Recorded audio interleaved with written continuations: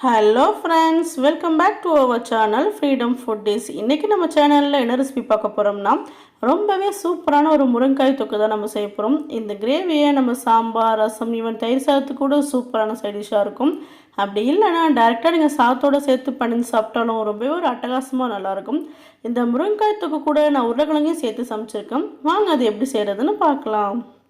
முருங்கைக்காய் தொக்கு பண்ணுறதுக்கு ஒரு கடாயில் 2-3 டேபிள் ஸ்பூன் எண்ணெய் சேர்த்துக்கோங்க. எண்ணெய் சூடானதுக்கு அப்புறமா கடுகு ஒரு டீஸ்பூன் சேர்த்துட்டு நல்லா பொரிய விட்டுருங்க. கடுகு நல்லா பொரிஞ்சதுக்கு அப்புறமா ஜீரகம் ஒரு 1/2 டீஸ்பூன் சேர்த்துட்டு இதையும் நல்லா பொரிய விட்டுக்கோங்க. கடுகும் ஜீரகமும் நல்லா பொரிஞ்சதுக்கு அப்புறமா ஒரு கொத்து கருவேப்பிலை, இது கூட ஒரு 10-15 பல் பூண்டு, இது ரெண்டுத்தையும் சேர்த்துட்டு நல்லா எல்லாத்தையும் வதக்கி விட்டுருங்க. நெக்ஸ்ட்டு நான் 2 பெரிய சைஸ் வெங்காயத்தை சின்னதாக கட் பண்ணி எடுத்து வச்சுருக்கேன். அதையும் இது கூட சேர்த்து நல்லா வதக்கி விட்டுக்கலாம். வெங்காயம் நல்லா நிறம் மாதிரி வர அளவுக்கு நல்லா வதக்கி விட்டுக்கோங்க.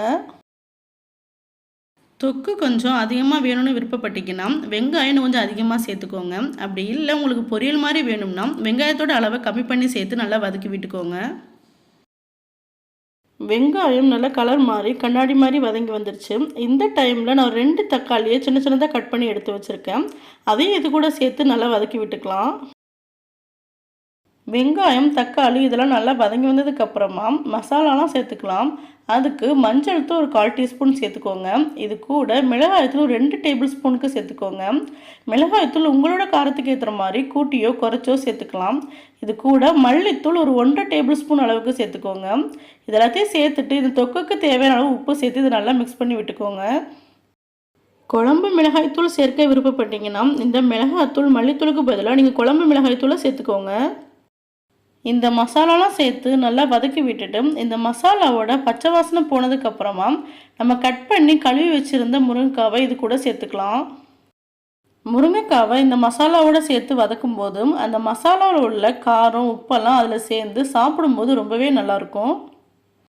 முருங்கைக்காவை சேர்த்ததுக்கப்புறமா ஒரு 2 மினிட்ஸ்க்கு இதை நல்லா வதக்கி விட்டுக்கோங்க. எல்லாத்தையும் சேர்த்து நல்லா வதக்கி விட்டதுக்கப்புறமா பெரிய டம்ளரில் ஒரு டம்ளர் அளவுக்கு தண்ணி சேர்த்துக்கோங்க.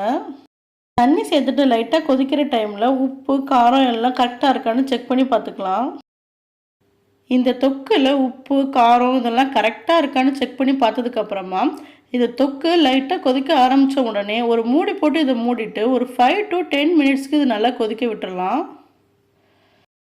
5 மினிட்ஸ்க்கு அப்புறமா இதை ஓப்பன் பண்ணி பார்த்தோம்னா தண்ணி நல்லா குறைஞ்சி முருங்கைக்காய் நல்லா வெந்து வந்திருக்கும். தண்ணி இப்படி கொஞ்சமாக குறைஞ்சி வந்த டைமில் ஒரு உருளைக்கிழங்கை மீடியம் சைஸில் கட் பண்ணி இதில் சேர்த்துக்கோங்க. உருளைக்கிழங்குக்கு பதிலாக நீங்கள் முட்டையோ இல்லை மஷ்ரூமையோ சேர்த்து இதில் சமைச்சிக்கலாம். அப்படி உங்களுக்கு எந்த காயும் போட விருப்பம் இல்லைன்னா முருங்கைக்காயை மட்டும் சேர்த்துட்டு இந்த தொக்கை செஞ்சு முடிச்சிடலாம். இப்போது மூடி வச்சுட்டு ஒரு 5 மினிட்ஸ்க்கு நல்லா கொதிக்க விட்டுடலாம். மூடி வச்சுருக்கிறதுனால அப்போ அதை ஓப்பன் பண்ணி லைட்டாக அதை கிளறி விட்டுக்கோங்க. நீங்கள் உருளைக்கிழங்குக்கு பதிலாக முட்டையை சேர்க்க விருப்பப்பட்டீங்கன்னா வேக வச்ச முட்டையை இந்த டைமில் இதில் சேர்த்துட்டு மெதுவாக இதை கிளறி விட்டுக்கோங்க. உங்களுக்கு தொக்கு மாதிரி வேணும்னா இந்த கன்சிஸ்டன்சிலேயே ஸ்டவ் ஆஃப் பண்ணிக்கலாம். நான் இன்னும் கொஞ்சம் ட்ரை ஆகணுங்கிறதுனால ஒரு 2 டேபிள் ஸ்பூனுக்கு எண்ணெய் சேர்த்துட்டு கொஞ்சம் நேரம் இதை வதக்கி விட்டுட்டு ஸ்டவ் ஆஃப் பண்ணிக்கிறேன். அவ்வளவு தாங்க, ஒரு சூப்பரான ரொம்பவே ஹெல்த்தியான ஒரு முருங்கைக்காய் தொக்கு ரெடி ஆயிடுச்சு. நான் இன்றைக்கி இந்த முருங்கைக்காய் தொக்கை ரச சாதத்தோடு சேர்த்து சர்வ் பண்ணியிருக்கேன். நீங்கள் அப்படியே இதை சாதத்தோடு பண்ணி சாப்பிட்டாலும் ரொம்பவே டேஸ்ட்டாக இருக்கும். நீங்களும் இந்த ரெசிபியை வீட்டில் செஞ்சு பார்த்துட்டு எப்படி இருந்துச்சுன்னு கமெண்ட் பண்ணுங்கள். உங்களுக்கு இந்த வீடியோ பிடிச்சிருந்துச்சுன்னா லைக் பண்ணுங்கள், உங்கள் ஃப்ரெண்ட்ஸ் அண்ட் ஃபேமிலிக்கு ஷேர் பண்ணுங்கள், மறக்காமல் சப்ஸ்கிரைப் பண்ணிடுங்க. தேங்க்ஸ் ஃபார் வாட்சிங்.